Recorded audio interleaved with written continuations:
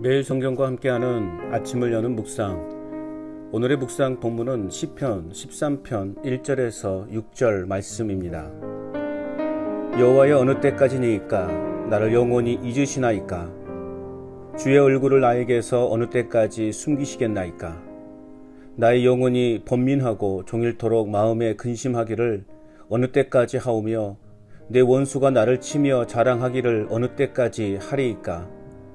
여호와 내 하나님이여, 나를 생각하사 응답하시고 나의 눈을 밝히소서. 두렵건대 내가 사망의 잠을 잘까 하오며 두렵건대 나의 원수가 이르기를 내가 그를 이겼다 할까 하오며 내가 흔들릴 때에 나의 대적들이 기뻐할까 하나이다. 나는 오직 주의 사랑을 의지하였사오니 나의 마음은 주의 구원을 기뻐하리이다. 내가 여호와를 찬송하리니 이는 주께서 내게 은덕을 베푸심이로다. 아멘. 오늘의 묵상 제목은 하나님의 타이밍을 기다리는 삶입니다. 깊은 절망 속에서도 하나님의 약속을 끝까지 기억하고 인내하는 믿음의 삶이어야 합니다. 그렇다면 절망을 어떻게 극복해야 합니까? 첫째는 1절에서 2절입니다. 믿음의 자리로 나아가야 합니다. 다윗은 오랜 기다림에 지쳐 낙담과 탄식으로 시를 시작하고 있습니다. 1절과 2절에서 다윗은 어느 때까지니까 라는 탄식을 4번이나 반복하면서 절박한 그의 심정을 토로하고 있습니다.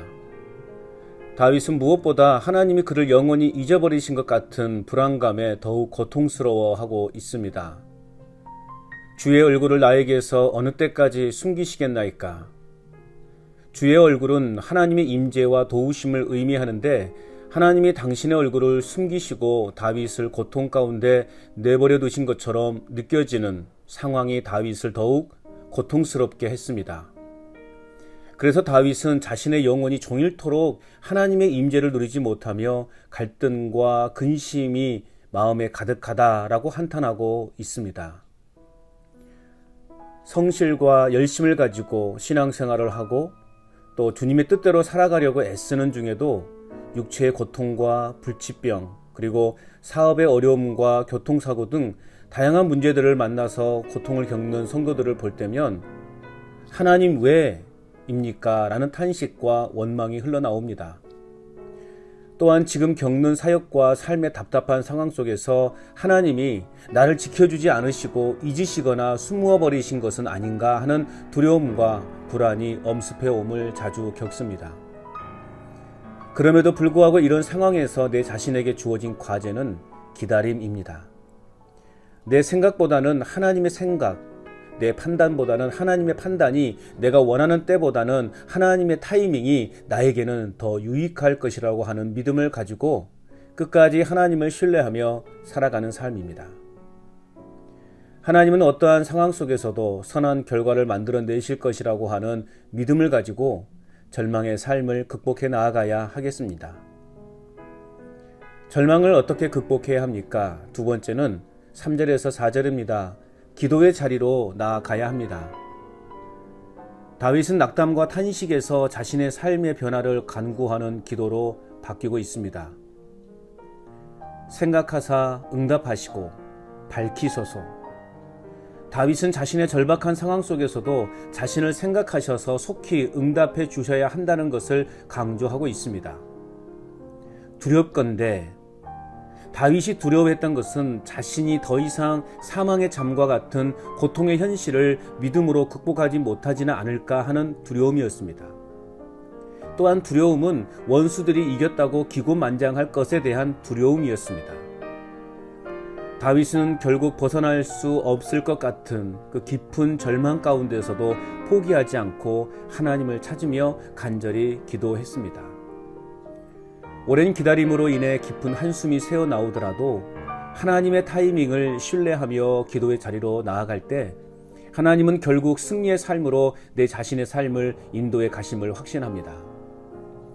어둡고 긴 터널과 같은 인생 중에서 눈을 밝혀주심으로 방황하고 헤매이는 인생이 되지 않도록 기도해야 하겠습니다. 나의 작은 숨소리까지 듣고 계시고 나의 기도에 귀 기울이시는 믿음 안에서 깊은 절망에 빠져 있더라도 포기하지 않기를 소원합니다. 하나님의 타이밍을 끝까지 기다리면서 기도하며 살아가는 삶이 최선의 삶이요 유일한 길이 된다는 것을 깨닫게 됩니다. 끝으로 절망을 어떻게 극복해야 합니까? 세 번째는 5절에서 6절입니다. 찬송의 자리로 나아가야 합니다. 다윗은 비록 탄식과 불평을 가지고 기도를 시작했지만 하나님을 신뢰하는 자가 그분의 고귀한 사랑을 입게 된다는 사실을 깨닫게 되면서 하나님을 향한 신실한 고백과 기쁨으로 바뀌었습니다.